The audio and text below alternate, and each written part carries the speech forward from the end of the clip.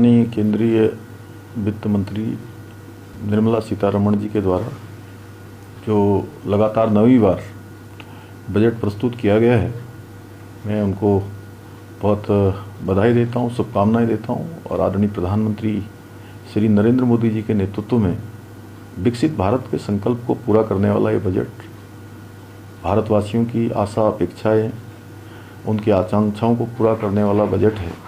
और साथ ही जो भारत एक महाशक्ति के रूप में, आर्थिक महाशक्ति के रूप में उभर रहा है, आज दुनिया की चौथी सबसे बड़ी अर्थव्यवस्था बन गया है, उसको और विस्तार देने वाला बजट है।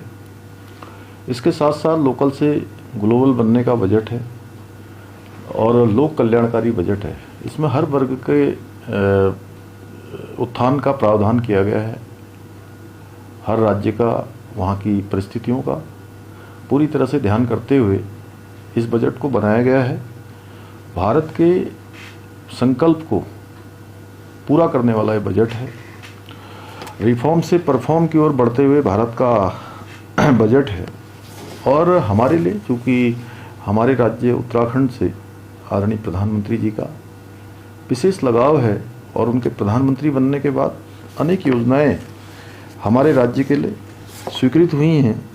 और चूँकि मैं अभी 2 दिन पहले हमारे प्रगति पोर्टल पर जो 42 योजनाओं की समीक्षा का एक आकलन कर रहा था, तो 3.5 लाख करोड़ से ज़्यादा की योजनाएं अभी तक गतिमान हैं।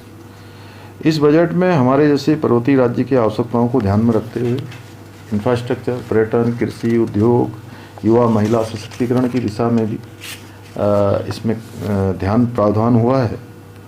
और प्रधानमंत्री जी के नेतृत्व में यह बजट आत्मनिर्भर उत्तराखंड के हमारे लक्ष्य को साकार करने वाला बजट है।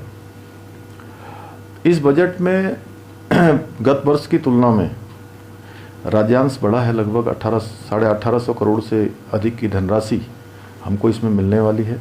इसके अतिरिक्त जल जीवन मिशन, जो कि हमारे राज्य के लिए एक बहुत बड़ी योजना है और हमारे यहाँ की जो परेशानियाँ हैं, चुनौतियाँ हैं पेयजल की, उसको कहीं ना कहीं दूर करने वाली ये योजना, उस योजना में जिस प्रकार से एक बड़ी धनराशि 67,000 करोड़ रुपए का प्रावधान इस बार किया गया है, उससे हमारे राज्य की योजनाओं को और गति मिलने वाली है।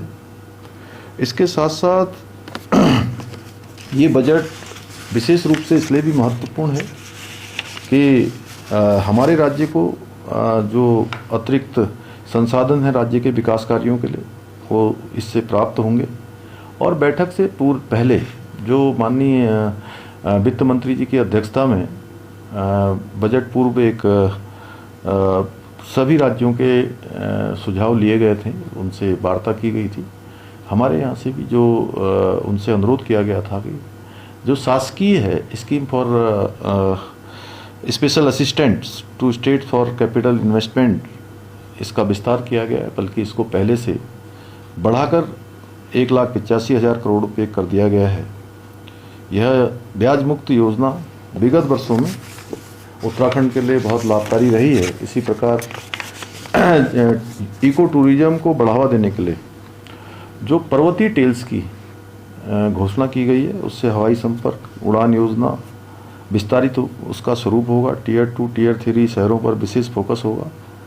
स्वास्थ्य क्षेत्र में बायोफार्मा स्ट्रेटजी और इंडिया सेमीकंडक्टर मिशन 2.0, उच्च शिक्षा में यूनिवर्सिटी टाउनशिप, हॉस्पिटलिटी सेक्टर के नेशनल इंस्टीट्यूट की स्थापना तथा national destination digital knowledge grid जैसे प्रावधान उत्तराखंड राज्य के लिए संभावनाओं के नए द्वार खोलेंगे। महिला सशक्तिकरण की दिशा में लखपति दीदी योजना, जो हमारे राज्य की महिलाओं के लिए, हमारी मातृशक्ति के लिए बहुत बड़ा उनकी समृद्धि और आगे बढ़ने का आधार बन चुकी हैं।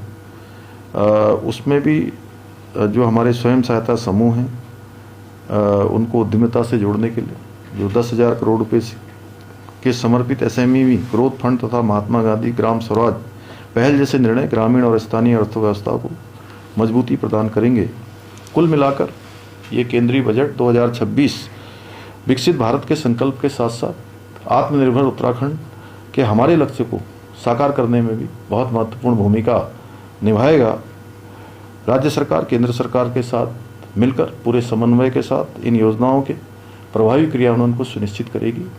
मैं आदरणीय प्रधानमंत्री जी का और आदरणीय वित्त मंत्री जी का बहुत उत्तराखंड की जनता की ओर से उनका आभार व्यक्त करता हूँ, उनका अभिनंदन करता हूँ।